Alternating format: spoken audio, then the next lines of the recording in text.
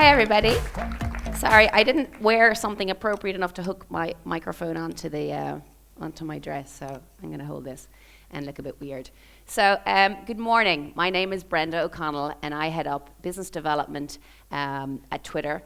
I travel around Europe, Middle East, and Africa a huge amount because that's the area that I'm responsible for. I spend my time traveling around the region, working with partners, helping them to understand how they can use the Twitter platform to improve their business. So I thought that this morning it might be interesting for me to give you an insight into some of the things that we do that we've been focused on recently that our partners are very excited about. So Twitter started, actually, a show of hands, how many people in the room use Twitter? All right, that's not bad, that's good. So Twitter started in 2006 as a mobile-first company. Based on the SMS 160 character limit, Twitter is a very simple communication tool that lets you communicate in 140 characters or less. Today, 80% of our usage is on mobile, and we have 302 million monthly active users globally. We also have 1 billion tweets every 2 days. So this very simple tool that started out as just 140 characters now connects the world. So I want to give you an idea about the sort of things that happen on Twitter and how this connecting the world and how when conversation around a topic on Twitter bursts, the impact that it has. So I've picked May 2nd, and two things happened on May 2nd. The first thing was the Duchess of Cambridge had her second baby. And on that day, we saw 1.1 million tweets with the reference hashtag royal baby. Another thing happened completely different, this time in Las Vegas, a boxing match of all things, between Mayweather and Pacquiao. And on that day, we saw 3.4 million tweets referencing Mayweather and 1.6 million tweets referencing Pacquiao. Now, we also saw in total 2.7 billion impressions for the hashtag Maypac. So that's an example of kind of events that happen on a day. They create global noise. Also, a lot of things happen on the Twitter platform by accident, or somebody puts out a tweet and it goes viral very quickly. So what I want to do is show you a very short video now that's narrated by one of our best users, Sir Patrick Stewart. And he's talking about an incident on Twitter that he was involved in that started with a global leader putting out a tweet. Here it goes. I got this call from my wife saying, I've just seen this tweet, you must look at this right away. And David Cameron tweeted a photograph of himself holding a telephone to his ear and looking serious. The brilliant Rob Delaney, he'd seen this, and what he tweeted was a photograph of him with a tube of toothpaste in his hand instead of a telephone. So I looked around and there was a tube of wet wipes. So I put this to my ear and put on a very serious face with the same little remarks that Rob Delaney had made. Well, it exploded.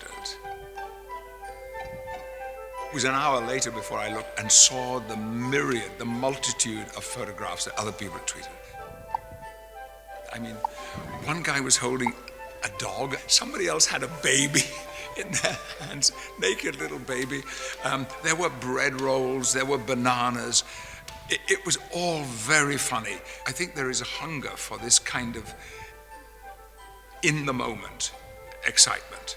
And people today are excited by that, by the immediacy of it. It connects them to events, it connects them to people instantly.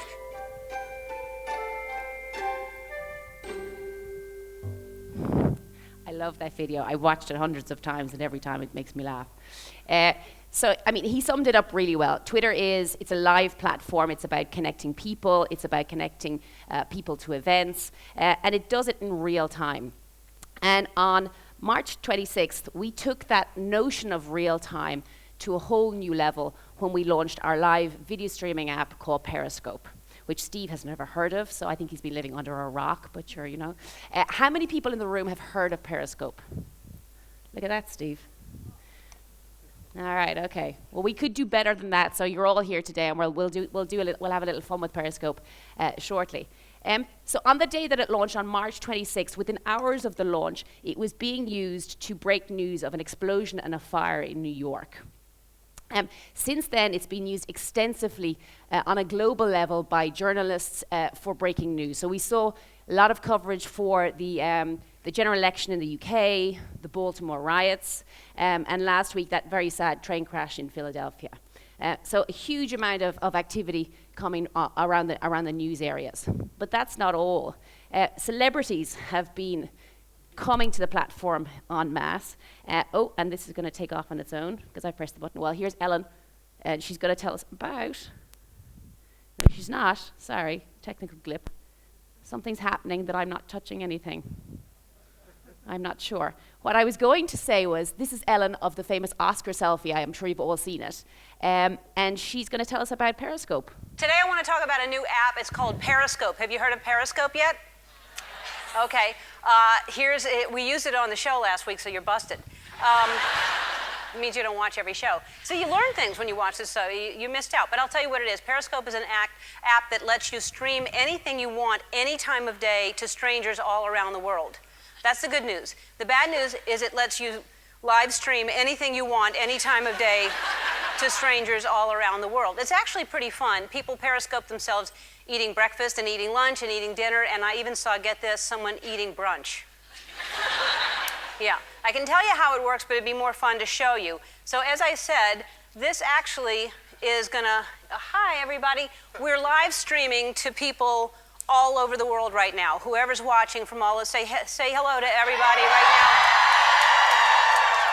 now. Okay, who are the people that called in sick again? I forgot, I just wanna get closer to see who called in. There we go, that's Ellen. But she's not the only one. So another lady who's incredibly big on Twitter is Katy Perry. And so she's been very, very smart in her use of Periscope. She was, immediately on it and understood the value of it. And so she's also, done something smart with her own name. So she's created a hashtag Periscope.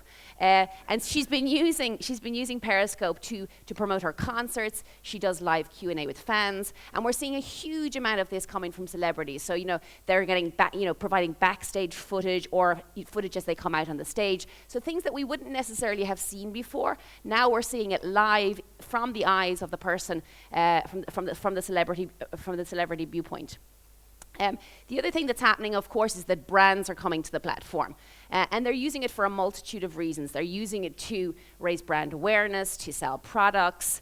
So here we have an example of Nissan, and they have a new car, the Maxima. And so what they were doing was using Periscope to give sneak peeks of some of the features of the car.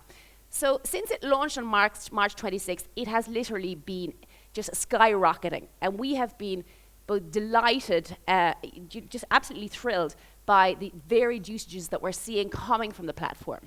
And we're incredibly excited about the future and the potential that Periscope holds for us. Now, we're going to take a little short interlude here because I'm going to ask Steve to come on. And we're going to show him how to use Periscope because he doesn't know. And what we're going to do is, if I can get... Rock. What are you doing with that? Well, you said I was hiding behind a rock. Well, you were. I was doing the Patrick Stewart rock. All right, so we need to type in the Really? Digitalk I gotta type? hashtag. Seriously? Hashtag Digitalk. Okay, so what we're going to do while Steve is doing that, we're going to do a Mexican wave. Have you all heard of the Mexican wave? Wait. Right. Okay. So we're going to start over here. Wait. And it's all right. You're not on yet. Calm down. So we're going to start over here, and we're going to do the Mexican wave all along the room, and we're going to Periscope it, and then we're all going to tweet the out of it. Okay? Are we ready, Steve? I think so, but then this came up.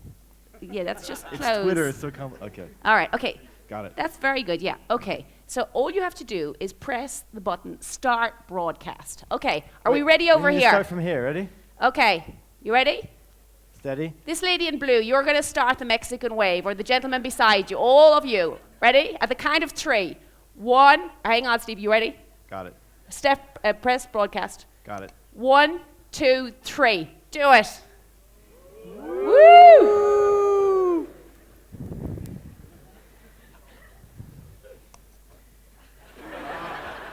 So Steve, you can stop broadcasting now. That was a Mexican Wave live from Digitalk 2015. All right, that's going to go on Twitter now, and everybody here is going to retweet it. That was on my first Periscope. Thank you, Brenda. There you go. Good man. See, it was easy. Periscope! All righty. Moving along. Now I want to talk to you about another hot topic for us at Twitter, and that's around TV. So we see a huge connection between Twitter and TV. So a few years, or a while back, we acquired two companies, Trender and Bluefin. Any of you ever heard of either of these companies? No? Yeah? Okay. And we use them to analyze in real time the trending signal around TV on Twitter. And we did this because conversation around TV shows on Twitter is huge. And we wanted to be able to work with partners to help them develop new types of social discovery tools. So we built a program called Watch with Twitter. And essentially, and we've worked with partners in the US like Comcast, also with Microsoft Xbox, and most recently, actually last week, we just launched this service with Orange in France. And so what we're trying to do here with our partners is say, finding how many of you have sat in front of your TV, zapping through the channels, wondering what to watch? Right? Yeah, it's a pain in the ass. And so what you can do now is, what our partners are doing, they're integrating the trending signal from Twitter into their TV experience. So what you're seeing here on the screen is, I think I have a little fancy thing here. So what you're seeing is you can now, in Orange France, when you switch on the TV, you can go to a section that's called Watch with Twitter. You can identify all the shows that are trending in this moment in time on Twitter. And if you like the look of it, you can then go to the show detail page, and you can see what people are tweeting about this show, and then you can tune in directly from this page here. Okay? If you don't like the look of what you see, you can still go back and you can navigate the things that are trending. So very simple tools that allow users or that help users in that discovery and tune-in process. We're also partnering with companies like Nielsen and Kantar to understand that when large volumes of conversation erupt on Twitter around TV shows, that is influencing tune-in. Influencing tune-in. So we wanted to understand, I'm just going to take a drink of water.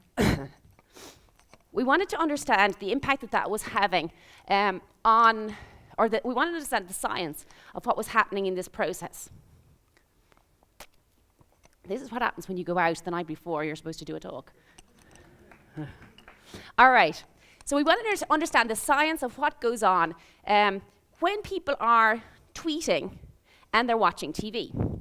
So we ran some experiments.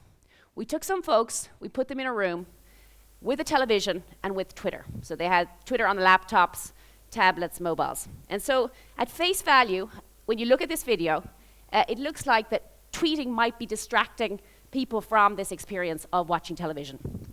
So we really wanted to get to the bottom of it. So we ran another test. This time, we did it in the States. We took two groups of people, two cohorts of people, and we put them in two separate rooms. We gave one of them access to Twitter, and we denied the other access to Twitter. Now, they were there to watch a collegiate basketball match. It was the final, so it was very exciting. It was at the same time and the same date. So what happened was, we brought them in the room, and we hooked them up to all sorts of machinery.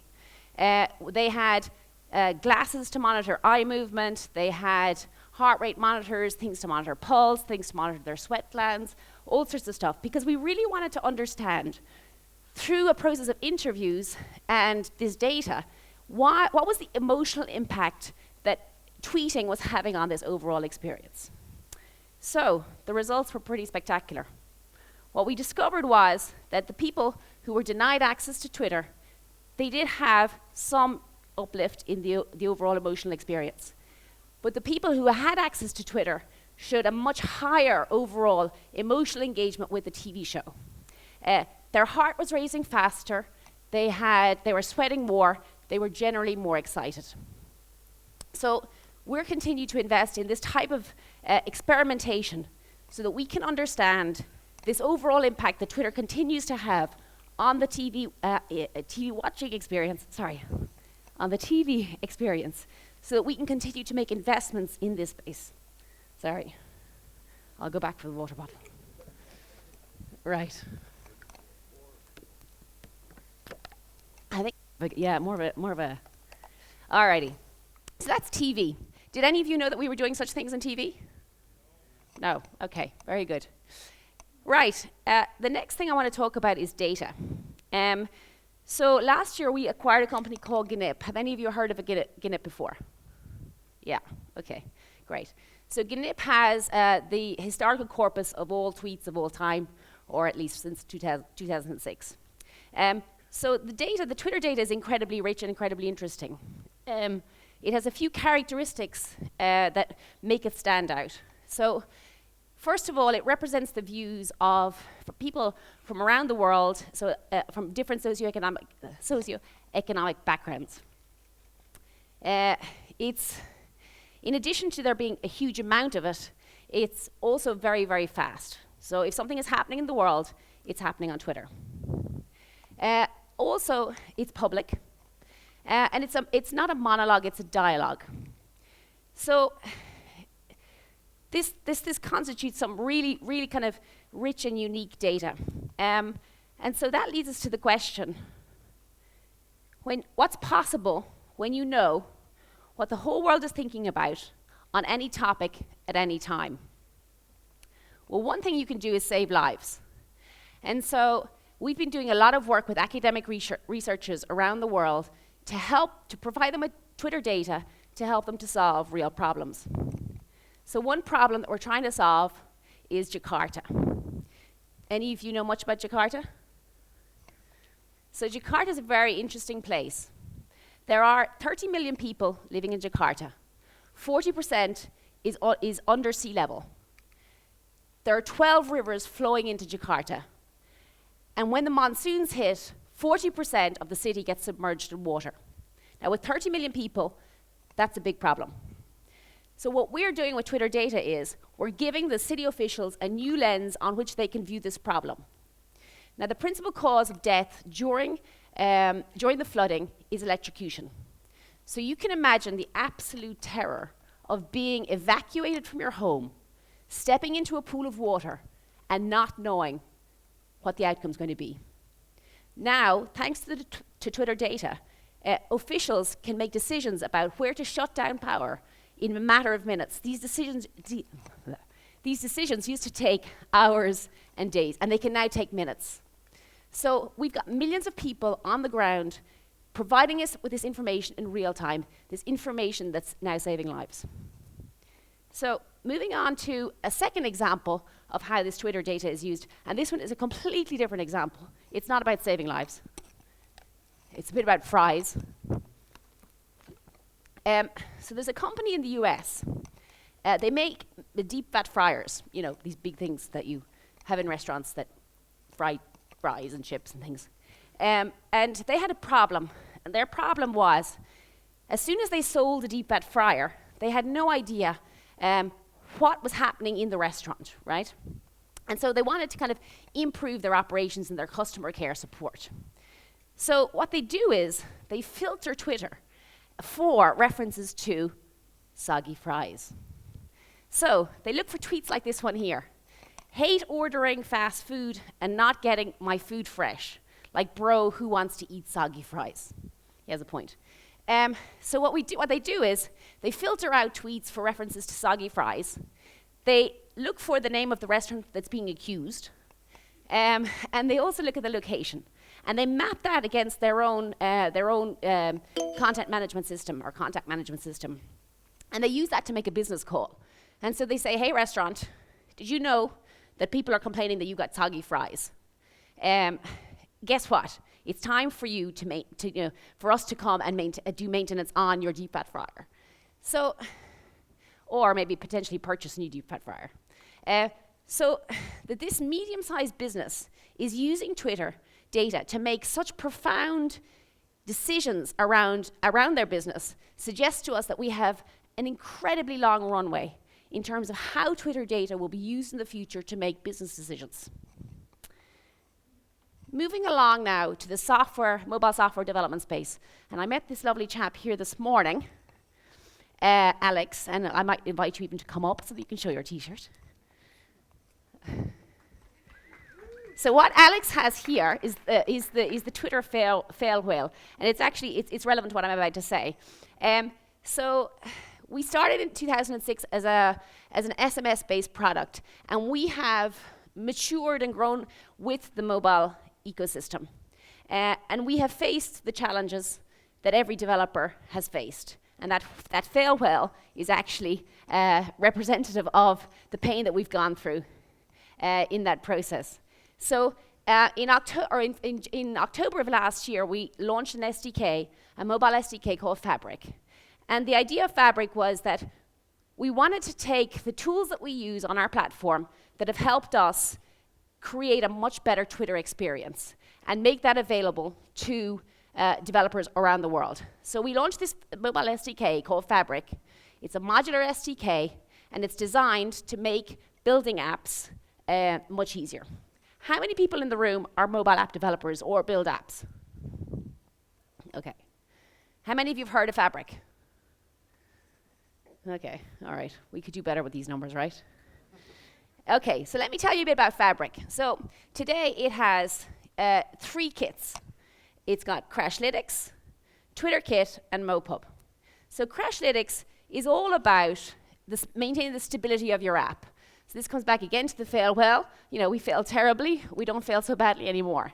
So Crashlytics, what it does is it does 3 core things. One is it helps you monitor crashes on your app. It helps you identify the bugs so that you can then prioritize your bug fixes. Through answers, what you can do is you're getting analytics on usage of your app, and you're also getting analytics around installation rates. And beta allows you to run closed user group tests with beta versions of your app.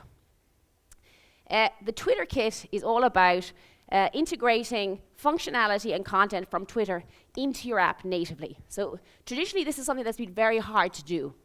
Sorry.